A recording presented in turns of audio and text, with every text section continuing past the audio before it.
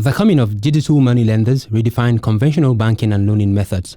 They offered easy and uncollateralized loans, but simultaneously, they came with a series of problems. The adoption of unconventional and illegal means of threats and harassment to torment clients into paying back loans with exorbitant interests has earned them the name loan sharks. Trust TV investigation reveals how the unethical conduct of some loan sharks are pushing low-income Nigerian lenders to the brink. In fact, I was thinking about committing suicide, but I looked at my children. I said, if I kill myself, nobody is going to look at these children. Mariam describes her experience with loan shark as instant hell. This experience is terrible, I tell you. It's very terrible. In fact, it is an instant hell, and after that, now wahala. Like Mariam, Rosalyn Audu could not pay back her loan on the agreed date. She became entangled in a debt cycle where she robs Peter to pay Paul, a situation that almost claimed her life. I entered into serious depression. I couldn't tell anybody. When it had hit more than 1 million, I was suicidal. I had sniper. I went to my bathroom. I wanted to drink sniper because of all the harassment. When I was having these thoughts, the order of the sniper became offensive to me. Then I went back to the room. Rosalyn noted that due to the exorbitant interest rates and service charge deducted from the loan amount, she has paid more than she borrowed.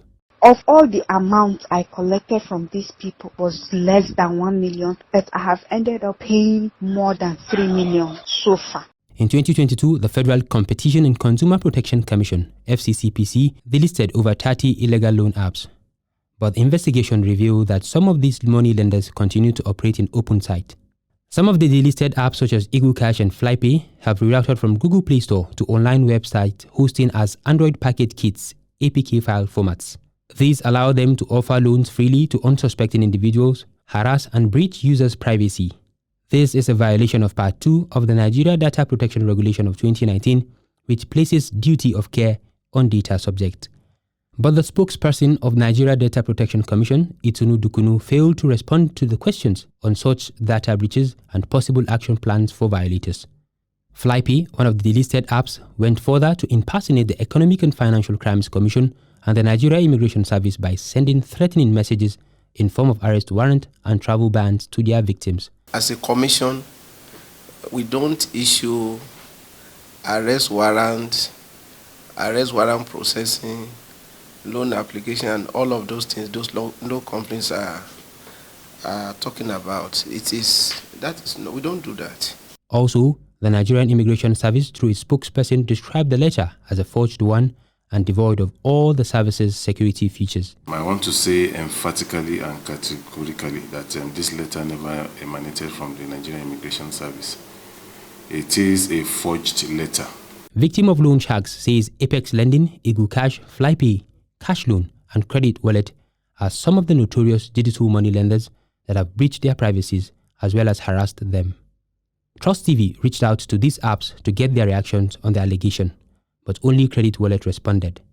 In their response, Martha Oluwe, the Assistant Customer Service Manager for Princeps Credit Systems Limited, the parent company of Credit Wallet, said they would only respond to the allegations when they receive official emails from the victims and the full details of the concerned customers are provided. By law, the Banks and Other Financial Institutions Act mandates the Central Bank of Nigeria to license and regulate banks and the businesses of other financial institutions, including those solely operating online.